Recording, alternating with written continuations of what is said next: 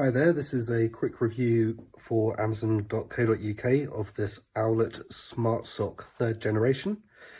You get the main monitoring unit and the base hub, and also an extra pair of socks as well, which is quite cool.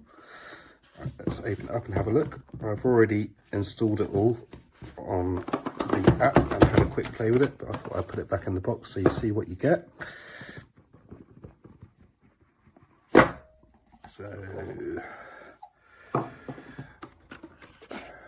this is the main unit on its sock already, and this is the base station which you charge it with, and then that also relays the Wi-Fi signal to your phone, so it can you can check its monitoring and all the rest of that's on there.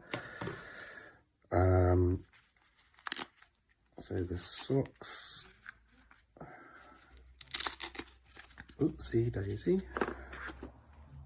this is the actual monitor which sticks into the socks, so you can swap it from the left sock to the right sock, and there are also different sizes which we'll get to in a second, and then that just slips in to that little hole there and gets held in place with Velcro. And then it has a magnetic snap which sticks it onto the dock. Also in the box we've got all the other socks. So you've got a large left and right, which is from £12 to £30, and then a small left and right, which are from £12 and under, up to £12, sorry. It's charged via a USB-C cable. They provide one in the box, and you also get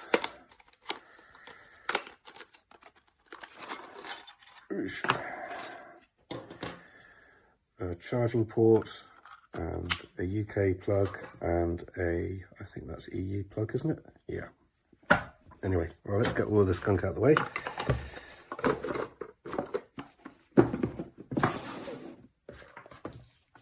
Right. So we also have these other socks that came with this offer, which are some rainbow ones we chose.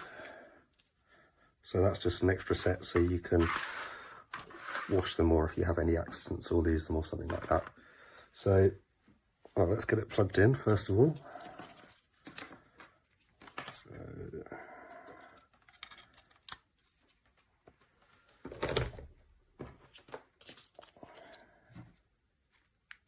Excuse me, I've got a bit of a stinking cold at the moment. So that's it plugged in. And then, because I'm filming on my phone, I thought I'd show you how it works on the iPad. It's not a native iPad app, so it's designed more for a phone, but you can still see what's going on. So it's pretty simple to set up, actually. You just have to connect it to your local network. I had a little bit of a hiccup where when I was connecting to the Owlet network, I typed in my Wi-Fi password in the wrong place, I think, which confused the app somewhat, but I managed to just restart the process again and say it had already connected to the Wi-Fi network, and it all seemed to work fine. But it was, yeah, no, it was pretty simple to set up. So this is the sock, and if you look at the bottom there, you've got a green light for the sock and a green light for the Wi-Fi, which means that it's all been set up correctly. Our little one is not with us yet. We've got 5 weeks to go until she turns up, so I can't do a live demonstration, I'm afraid, but I can vaguely show you how it goes on me. So The idea is that you put that arrow towards, they quite handily give you a small foot to test it on.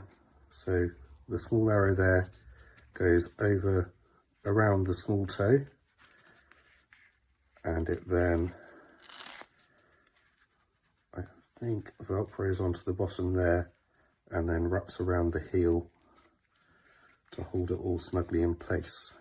And then you've got the sensors on either side of the foot. But because I don't have a small person with me, and my little boy probably won't want to stay still for long enough, we can just try it on me. So we just hold that in place, and then we can go to the sock.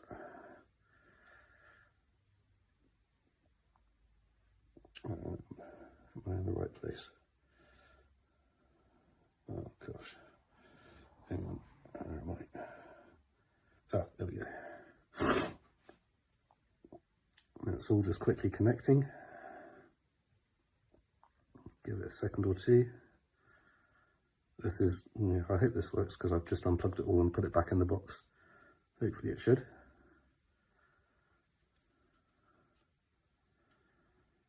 There we go. So I've got 100% SpO2 saturation and my heart rate is 133 beats per minute. It also can track sleep, the time sleeping as well. So it must have a motion sensor in there as well. You can go to the history and it has a load of graphs of the sleep time and the SpO2 levels and your beats per minute levels there as well. It has 3 sets of warnings. There are a yellow warning if you, hang on, there was a FAQ section here somewhere.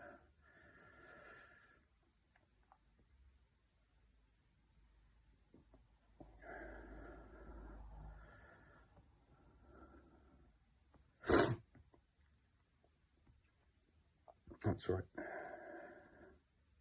So there's yellow warnings if the sock comes off, blue notification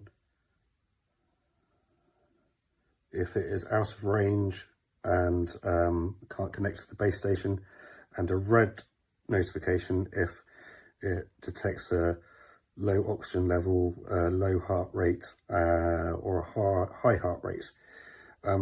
So just quickly demonstrate. You can see that's the SpO2 monitor there, and I presume that's doing heart rate or motion sensor, I'm not sure. But so if you take that off, it might, to kind of simulate that the child might have kicked it off. After a little while, it will start bells and whistling. You just give it a second.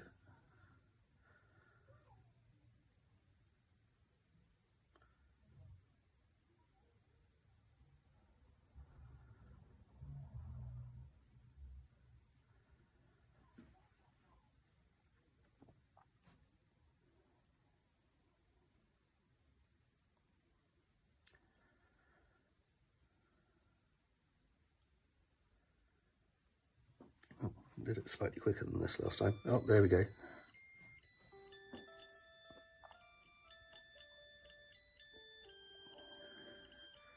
So that's it, ringing up an alarm. I can't make it do a red alarm without holding my breath, I'm afraid.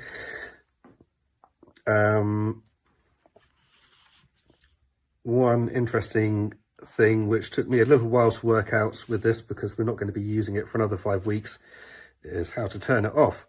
Because as soon as you take it off the base station or you unplug the base station, its little lights switch on because it thinks that it's trying to connect to a child.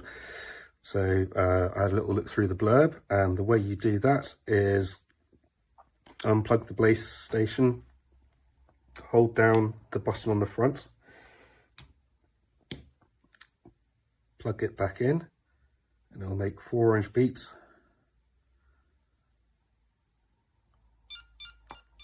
and then quickly press it again and it will switch it off. Overall, we quite like it. It's a pretty expensive piece of kit, but after, well, this being our second child, I remember in those first few months we were fretting quite a lot, and it's always nice to have that little bit of extra peace of mind that your little one's doing okay. Anyway, thanks for looking, and I'll write up a bit of a review as well. Okay, bye-bye.